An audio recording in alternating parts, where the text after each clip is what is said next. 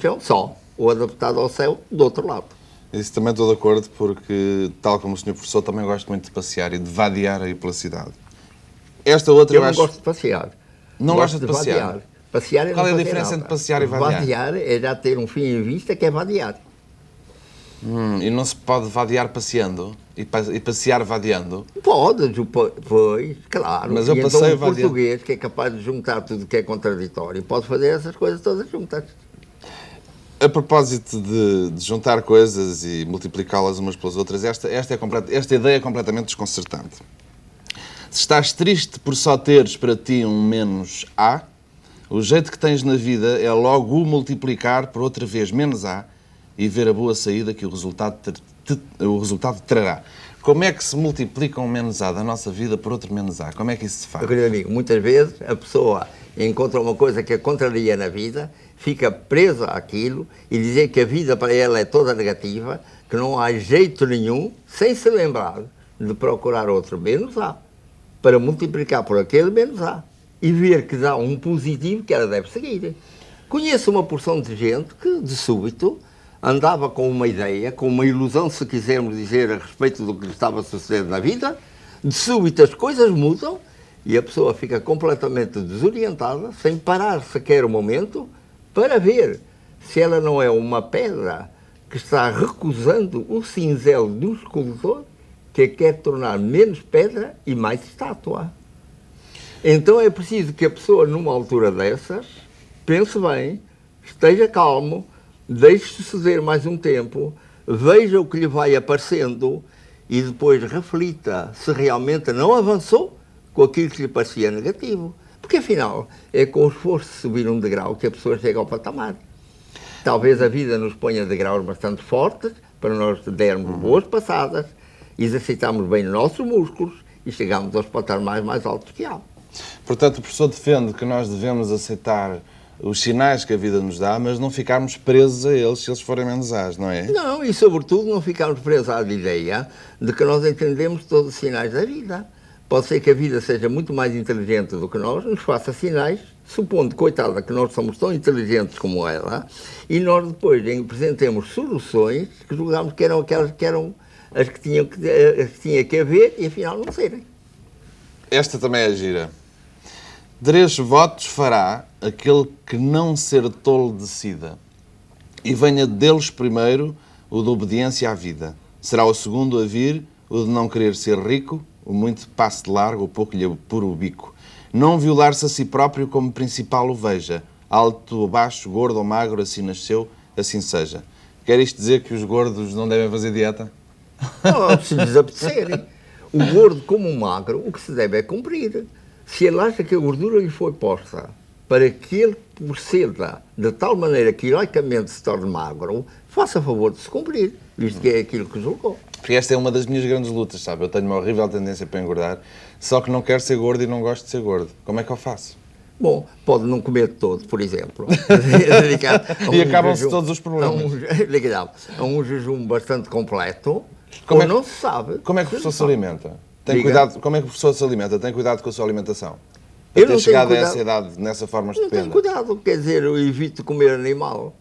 Evita comer animal. Evito comer animal. De qualquer coitado, espécie. Coitado do bicho, que culpa tem ele que eu exista? Nenhuma, não é? E, portanto, dentro disso, de evitar de comer animal, há tanta coisa que comer, e sobretudo comer fácil. Comer sopa em lugar de ter que cortar e, com faca e garfo e toda essa complicação. Uma colherada chega, não? E fruta, todas essas coisas. É extremamente simples viver. Desde que a pessoa, para viver como vive, tenha o suficiente para comprar as coisas. Porque nós estamos nessa contradição, não é? Nascer de graça e passar o resto da vida a ganhá-la. Pois. O que é inteiramente absurdo.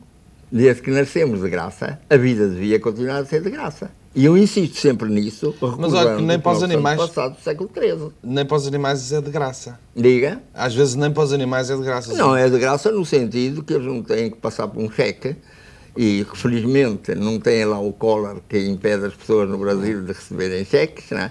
Mas não têm que pagar com cheque, nem com moeda, nem coisa nenhuma. Eu digo de graça, não é sem fazer esforço. Ah, bom, porque os seus Nada gatos, de graça. têm de o aturar para comerem. Bom, eles coitados, eles coitados parece que não sentem muito que têm que me aturar. Não, estou a brincar. Não, eles lá têm a sua vida o mais independente possível, eu a minha também, o mais independente possível, isto é, nós nos congraçamos, e assim devia suceder com toda a gente, nos congraçamos na independência de cada um. Ao passo que muita gente só tem a mania de se congraçar quando o outro faz aquilo que ele quer, aquilo que ele manda. Isso leva-me aqui a outra ideia, na qual eu me revejo muitíssimo, porque me acontece um bocado a mesma coisa. Nunca percorri estrada que não fosse a de egoísmo, bem andada e com cinismo, mas cheguei agora ao fim. Não amo os outros por eles, mas por mim.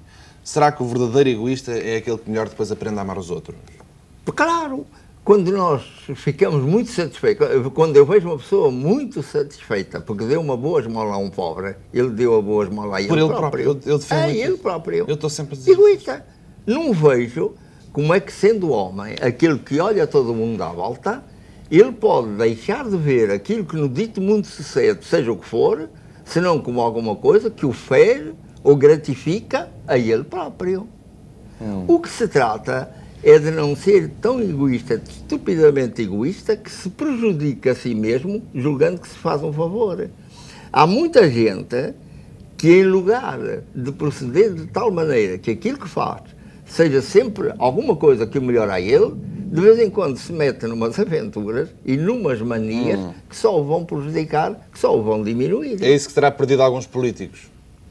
Meu querido amigo, perdido políticos e perdido toda a gente, não só o político. O desgraçado do político, como anda à vista do público, é aquele que toda a gente censura ou ataca ou põe dúvidas, etc.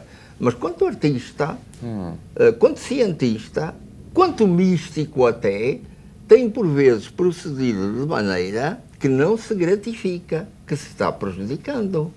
Homens de pensamento nobre, de altíssimo pensamento, de dotes extraordinários de expressão artística ou filosófica ou religiosa ou qualquer outra, e que, no entanto, de vez em quando, mostram umas maneiras de ser, uns aspectos de caráter extremamente discutíveis e extremamente duvidosos. Então, a grande sorte é quando se é egoísta a ponto de aquilo que se faz aos outros se nos servir a nós para melhorarmos, quanto possível, na natureza que somos. É por isso que o professor gosta tanto das crianças. Elas são tão extraordinariamente egoístas e, ao mesmo tempo, tão espantosamente altruístas. Eu gosto sobretudo delas enquanto não andam na escola ou enquanto não são estragadas pela família, não é? Quando a criança é espontaneamente livre, espontaneamente imaginativa, e é por isso que eu insisto sempre em que os portugueses do século XIII, veja como eu sou conservador, em que os portugueses do século XIII insistiam em que um dia, na idade final do mundo, quando o divino resplandecer por todo o mundo, são as crianças que vão dirigir o dito mundo.